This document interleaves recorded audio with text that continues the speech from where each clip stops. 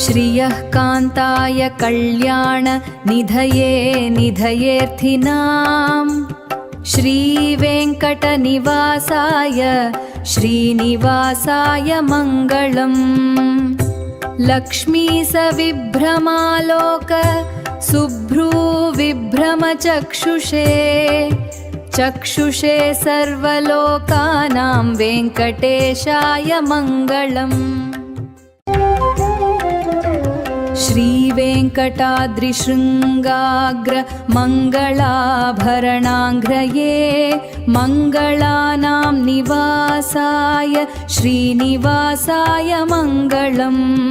सर्वावयव सौन्दर्य सम्पदा सर्वचेतसां सदा सम्मोहनायास्तु वेङ्कटेशाय मङ्गलम्। नित्याय निरवध्यय सत्यानन्दचिदात्मने सर्वान्तरात्यने श्रीमद्वेङ्कटेशाय मङ्गलम्। स्वतः स्वरूपिदे सर्वशक्तये सर्वशेषिने सुलभाय सुशीलाय वेङ्कटेशाय मङ्गलम्। परस्मै ब्रह्मणे पूर्णकामाय परमात्मने प्रयञ्जे परतत्त्वाय वेङ्कटेशाय मङ्गलम्। आकालतत्त्वमश्रान्त मातॄणामनुपश्यताम् आत्मप्रत्यक्षभूताय वेङ्कटेशाय मङ्गलम्। प्रायः स्वचरणो पुंसं शरण्यत्वेन पाणिना कृपया वोदिशते श्रीमद्वेङ्कटेशाय मङ्गलम्।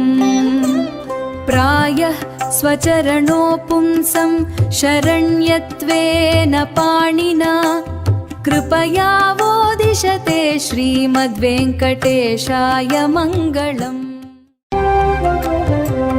दयौ अमृततरङ्गिण्या स्तरङ्गैरिव शीतलैः अपाङ्गैः सिञ्चते विश्वं वेङ्कटेशाय मङ्गलम्। प्रग्भूषाम्बरहेतीनां सुषमाओभवः मूर्तये सर्वार्तिशमनायास्तु वेङ्कटेशाय मङ्गलम्।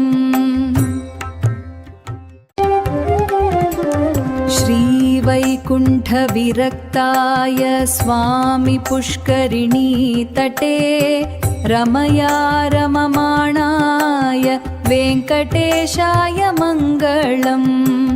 श्रीमत्सुन्दरजा मात्ममुनिमानसवासिने सर्वलोकनिवासाय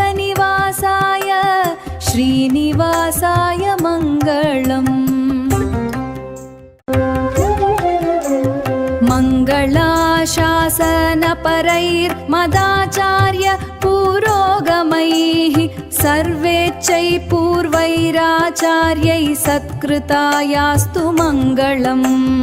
श्रीपद्मावती समेत श्री श्रीनिवास परब्रह्मणे नमः।